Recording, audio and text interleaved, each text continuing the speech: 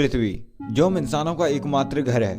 आज हम इंसानों के लिए और इस ग्रह पर रह रहे सभी जीव जंतुओं के लिए ये ग्रह वरदान है, क्योंकि अभी हमारे लिए पृथ्वी जैसे ग्रह को खोजना बहुत मुश्किल है। और अगर हम ऐसा कोई ग्रह खोज भी लेते हैं तो फिर उस ग्रह पर मानवों को भेजना या फिर उस ग्रह पर किसी स्पेसक्राफ्ट को भेजकर मिशन को अंजाम देना अभी हमारे लिए एक बहुत बड़ी चुनौती है।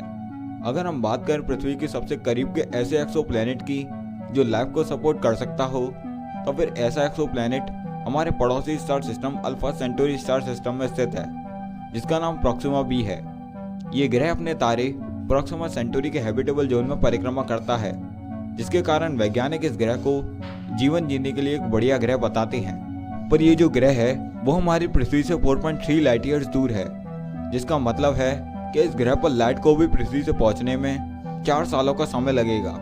और वहीं अगर हम इंसानों द्वारा बनाए गए सबसे तेज स्पेसक्राफ्ट पार्कर सोलर प्रोब की 192 किलोमीटर प्रति सेकंड की रफ्तार से इस ग्रह पर जाएं, तो हमें इस ग्रह पर पहुंचने में 7000 सालों का समय लगेगा।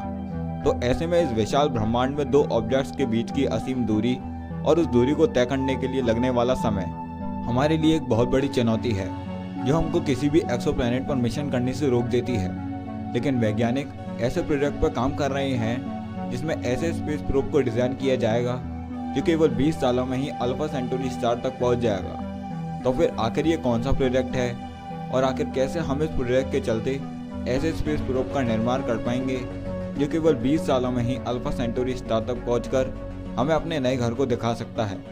इन सभी सवालों के जवाब के लिए ये वीडियो आप पूरा जरूर देखिएगा। साल 2016 में जब वैज्ञानिक इंटरस्टेलर यात्रा यानी एक स्टार सिस्टम से दूसरे स्टार सिस्टम तक जाने के सफर में खर्च होने वाले फ्यूल के बारे में सोच रहे थे, तभी उन्होंने एक ऐसे स्पेस प्रोब को बनाने के कॉन्सेप्ट को जन्म दिया जिसमें एक स्पेस प्रोब एक ऑर्डिनरी स्पेस प्रोब से वजन में काफ़ी हल्का हो और बिना किसी फ्यूल के कम से कम समय में अपनी इंटरस्टेलर यात्रा को अंजाम दे पाए। इसी कॉन्सेप्ट के चलते वैज्ञानिक ऐसे नैनो प्रोब को बनाने की सोच रहे हैं जिनका डिज़ाइन कुछ इस प्रकार होगा। इनको स्टार चिप भी कहते हैं।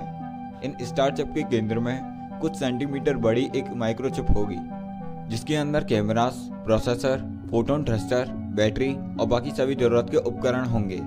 जिसके बाद इस चिप को 4x4 मीटर जितने बड़े ग्राफीन से बने लाइट सेल्स से घेरा जाएगा। ये लाइट सेल्स ग्राफीन से बनी काफ़ी पतली परत होगी, जिसकी थिकनेस कुछ 100 एटम जितनी होगी।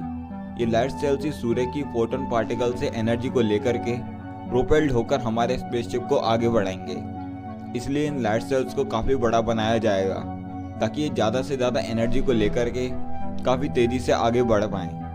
हालांकि इन स्टारशिप को शुरुआती एक्सेलरेशन देने के लिए वैज्ञानिक इन स्टारशिप को 100 गीगावाट की लेज़र बीम से शूट करने की सोच रहे हैं, जो इन स्टारशिप्स को इतनी ज़्यादा एक्सेलरेशन प्रोवाइड करेगा जिससे ये स्टारशिप केवल 1 घंटे में ही लाइट की 15 से 20% स्पीड तक पहुंच जाएंगे, जो कि 45,000 किलोमीटर प्रति सेकंड से लेकर के 60,000 किलोमीटर प्रति सेकंड होगी। इस स्पीड से हमारे ये स्टारशिप केवल 20 सालों में ही अल्फा सेंटोरी स्टार तक पहुंच जाएंगे। इसी तरह के 1000 स्टारशिप को बनाकर लॉन्च करना ही इसी प्रोजेक्ट की योजना है, जिसका नाम है ब्रेक थ्रू स्टारशिप प्रोजेक्ट। पर इन स्टारशिप में एक प्रॉब्लम है।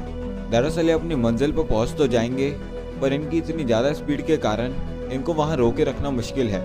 इसलिए वैज्ञानिक इतने ज़्यादा स्टारशिप को बनाकर लॉन्च करने की सोच रहे हैं ताकि जब ये अल्फा सेंटोरी स्टार तक पहुंच जाएं, तभी वहां के अनोखे ग्रह प्रोक्सिमा सेंटोरी बी की गहराई से रिसर्च कर पाएं।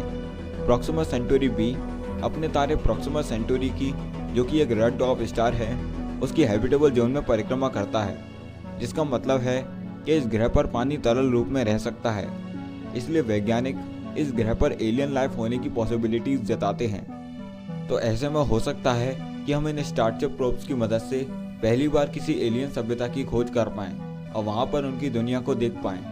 इस तरह से इंटरस्टेलर ट्रैवल को अंजाम देने का तरीका काफ़ी ज़्यादा बढ़िया है। इसलिए इस प्रोजेक्ट पर यूरी मिलर और फेसबुक के CEO मार्क ज़करबर्ग जैसे बड़े बड़े बिलियनियर इन्वेस्ट करने को तैयार हैं। अगर हम इस प्रोजेक्ट की कॉस्ट की बात करें तो इस प्रोजेक्ट की कीमत $5 बिलियन से लेकर के $10 बिलियन आकी गई है।